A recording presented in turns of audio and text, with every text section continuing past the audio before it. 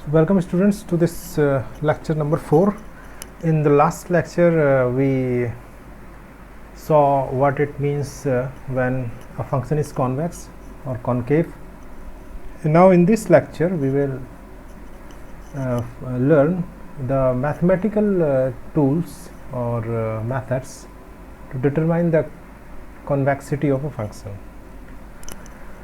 So first of all we should learn about the functions and what mathematical notation is used for functions. And when I say here the function, it is actually the objective function or the function that you are going to optimize or you are going to get the minimum value of. So here you will express the function with this way if it is a univariable function. So here it is a univariable function where only variable is x. So these functions can be plotted very easily here like like this. Now there can be functions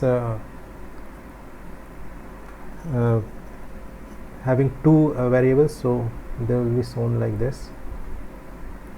Here are they have two variables, and we will plot them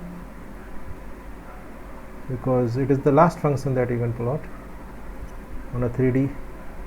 So this function will be like this way you will like this, and more than there can be more than two variables. Like this function is more than two variables, and there is so many variables can be there. So variables can be there of x1, x2 and up to n points.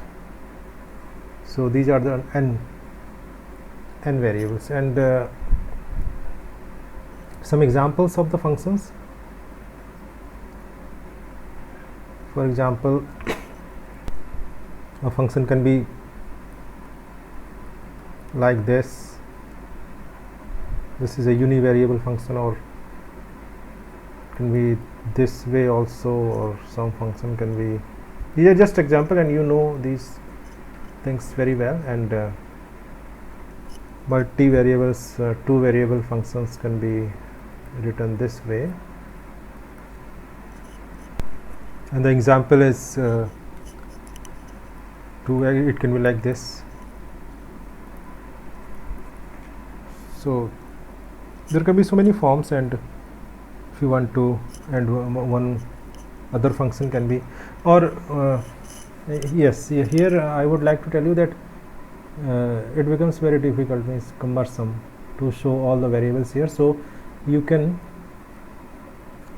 show variables with capital X like this, or in the book you will see that it has been shown with bold X.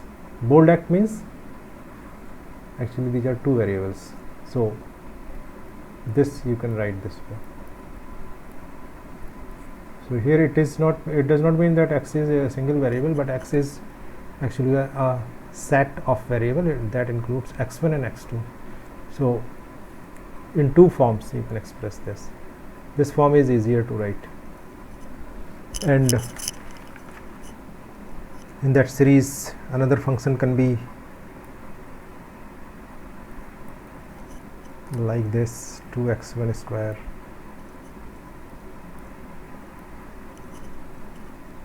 two x2 square, like this. There can be so many forms, and if you want to see example of some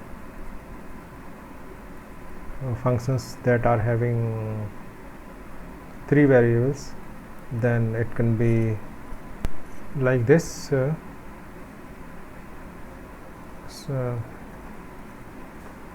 these are all examples of functions that we will deal in this course, and these are actually objective functions that we have to minimize, and we have to get the value of that parameter, means like this. For example, univariable function. So if it is going like this, so this is the minimum value. These are called all minima. And double variable function can be you can draw like this, x1 and x2. The function will be this way. With 3D figure, it is like this way. So you are interested in these points, these minimum points. So that's why we are studying here convexity. So after learning about how to express the functions mathematically, we will go to find out the convexity of these functions. So whether if we want to decide if some given function is convex or not, for example this function, so there are mathematical methods to decide it. In that method you will see that you will need a matrix. You will have to create a matrix out of the concerned function, and this matrix is called this is a special kind of matrix, and this matrix is actually called Hessian matrix.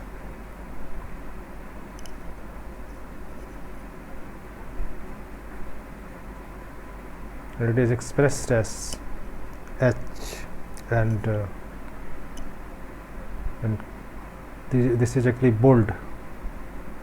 All the variables have come in this x1, x2, x3. If there are 3 variables, or for a general way, I would like to show these variables this way. So now the question comes, how to find Hessian matrix of a function. Okay, so suppose we are taking some general case. For example, there is a function that has got x n variables. It has got n variables. So we have to find the Hessian matrix of it. So the dimension of first of all, the dimension, this number of variables will define the dimension of that matrix. So it will be if you want to find the matrix of this function, then seeing the parameters we will decide that the dimension of this Hessian matrix will be n into n. So this parameter will decide. And after you have decided the dimension, then you can create the matrix like this. So it will have n numbers of rows and n numbers of columns.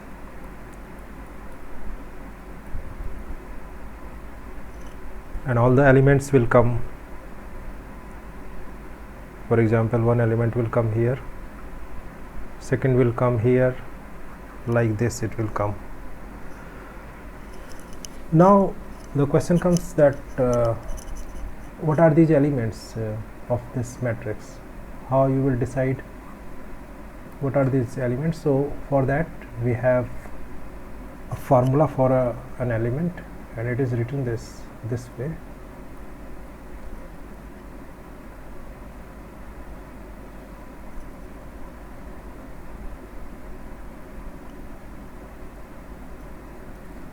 So here f is our function, and x I represents row, serial number of row, and j represents serial number of column. So now we are in a situation to write to create the matrix. So first of all I will make this matrix bigger, because it is very congested to write here. So I will make the matrix like this. So now it is easy to write the element. So what we are doing here, that first we want to find that what is the element here coming. For that element the I is 1 and the j is 1. So if you will convert this formula, putting I is equal to 1 and j is equal to 1, you will get h11.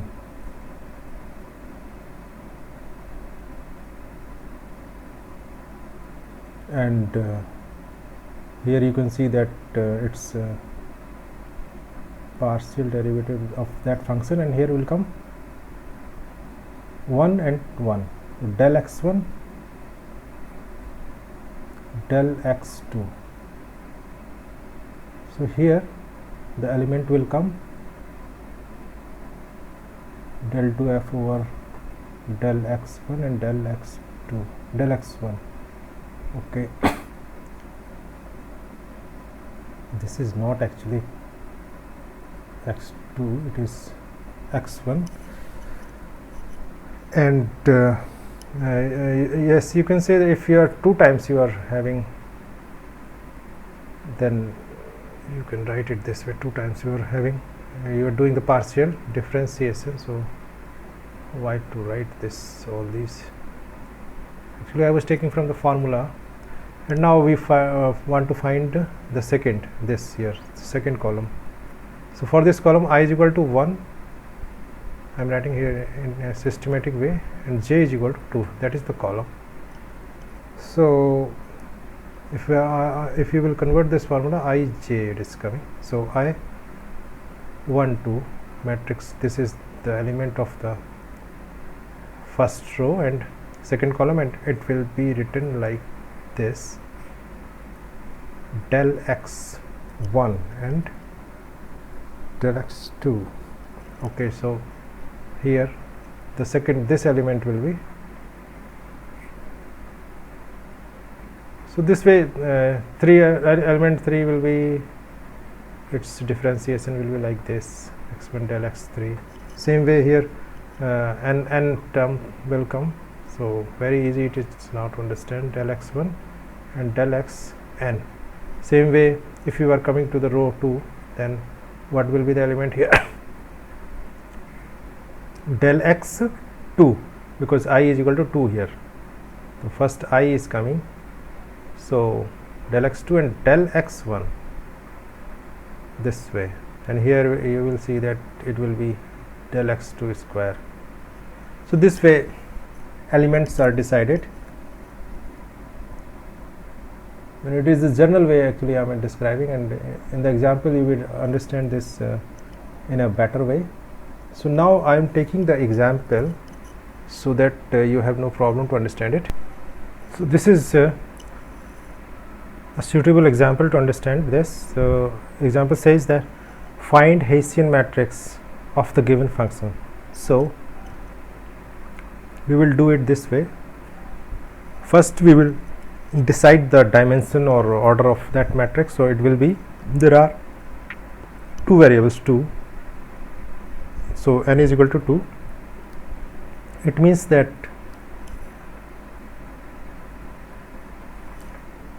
our Hessian matrix will be 2 into 2 order, this way,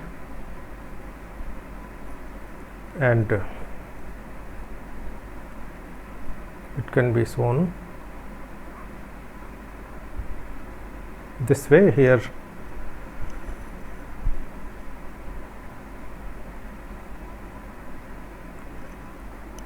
two columns and 2 rows, and this element will be, or elements is represented by ij, then it will be 1 1 1 2 h 2 2. So first we will find h11, it is nothing but del 2f del x1 square. So 2 times you have to differentiate this function. So first differentiate you first function will be differentiated. So you will get partial differentiation. It is so 4x1 minus 3x2. So revise your mathematics and now differentiate it again with respect to the same variable, because we need this. So this time you will get 4. So this way our h11 is 4. Now I can write here 4. The value of that element is 4. Now decide h12, and this is del 2f over del x1 and del x2, and it is actually del over del x1 del f over del x2.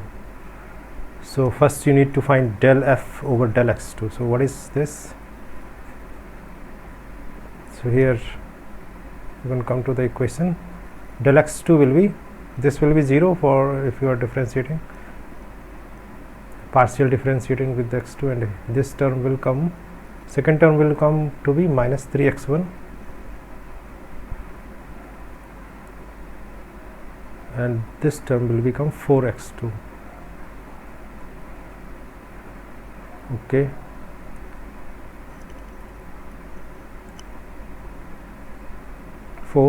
okay. Now you will differentiate it with respect to del x1.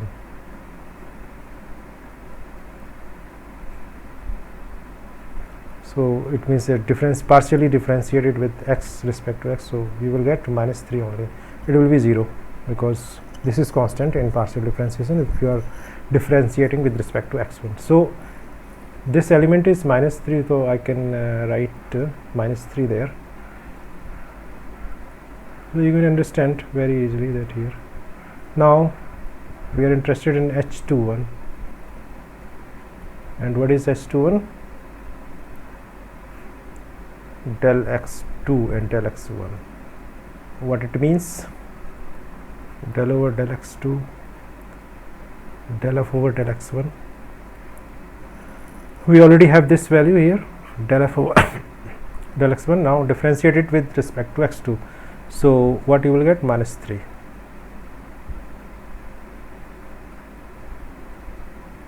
So you can write here this minus 3. Now h22 is nothing but del 2f over del x square. So 2 times you have to do del 2. Okay. Now del f over del x2 is this. Differentiate again with respect to x2, you will get 4. So I can write 4 there. This I will write here 4. So this way, this is your Hessian matrix, and I hope that you understood this. So this is called your Hessian matrix.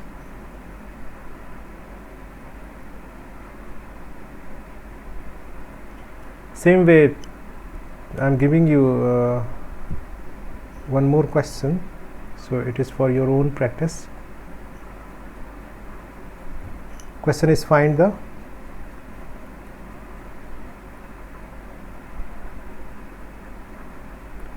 Hessian matrix of